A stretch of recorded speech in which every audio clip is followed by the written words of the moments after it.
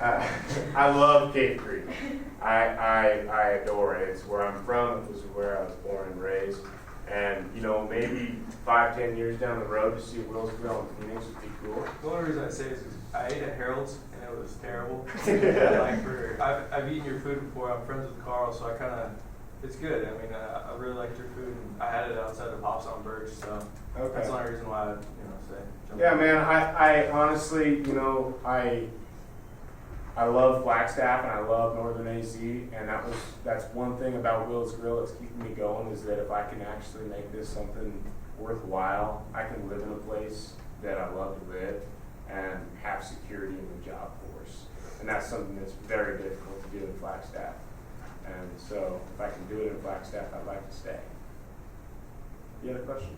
Yeah, I did. I was just going to mention, I want to ask you, is your whole approach to this business, is your number one tool for like positioning this thing is trying to get everyone to know that you're honest, like this food is not processed? Is that like really where you're going for to set your competitive advantage? Yeah, that would be our niche. Our pork is antibiotic free. We get it from Tender Belly up in Colorado. Our beef's from Flying M Ranch from Flagstaff. That's 20 miles south of where we are on Henderson Mesa. That's grass-fed beef. Our chicken's from Ridgeview Farms in Paladin. Work with Bernie and his wife. I'm getting some chicken from them on Friday. You know, that is a niche market in my opinion. And that's a market that it might be a fad now, but in my personal opinion, that's where we're heading as a society, is where we need to source that stuff. More locally, where people can see that face-to-face food and transparency in what they're eating. So all your ingredients are pretty much here in town, right? Exactly, yeah. We have such whole ingredients. We don't use processed foods, you know. I mean, we do source locally and organically whenever possible. Yeah, there's those little, like, spices are really hard. You know, it's really hard to find paprika locally sourced in Flagstaff. But for the most part, that's what we're going for. That's really cool. I know, yeah. Yes, sir. What are your prices based on catering?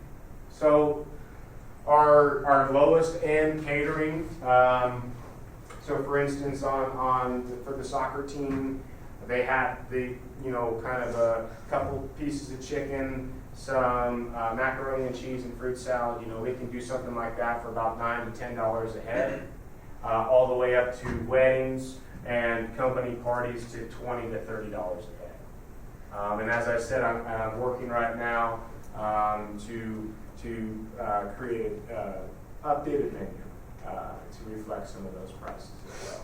So yeah, right now we're between that $10 and generally speaking $10 and $25 per head. Yes, ma'am. So if you're in kind of a bar or doing an event, how do you let people know that you're there to use social media? We do, and that's something that I go to bed every night thinking, man, I need to get better at social media. But it is something that I need to get better at. But I do try. And we post on Facebook and Twitter where we're going to be. Generally speaking, we try to post, in the beginning of the week, we have an event, for instance, this weekend we're at Arden Park.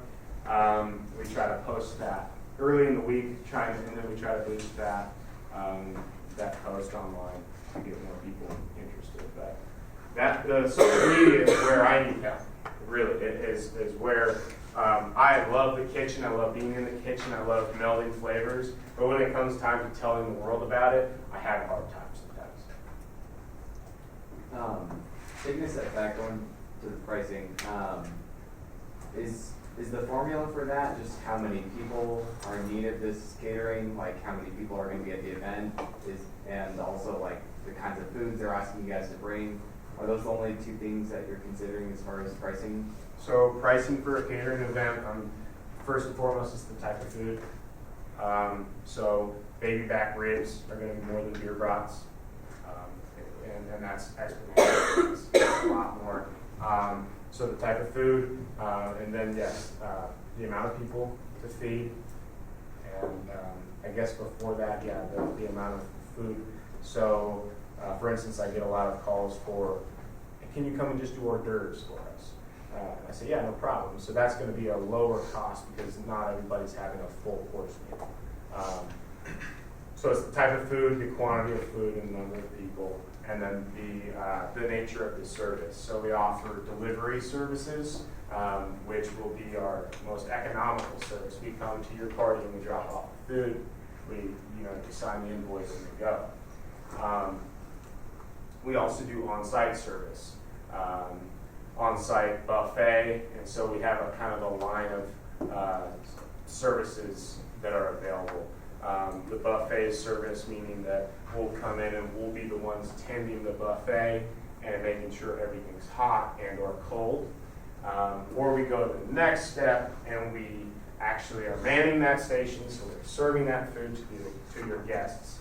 Or we go the full sit-down service where your guests are sitting at a round table and we come by with the trays and we move it through that way. So that would be from lowest to highest in the range of services.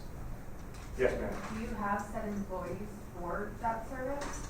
Set employees? Yeah, I have. You hire them. Yes, I have one full-time employee, but I have a lot of folks that I call upon when I have a special event that are trained for that have the proper food handlers cards and whatnot. So I think somebody had a question up here first.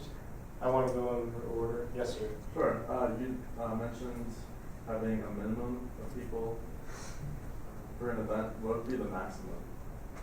I don't have a maximum. We can serve a whole lot of food. We've done 300 people. And as far as special events, we've done the Prescott Frontier Rodeo Days, which 25,000 people.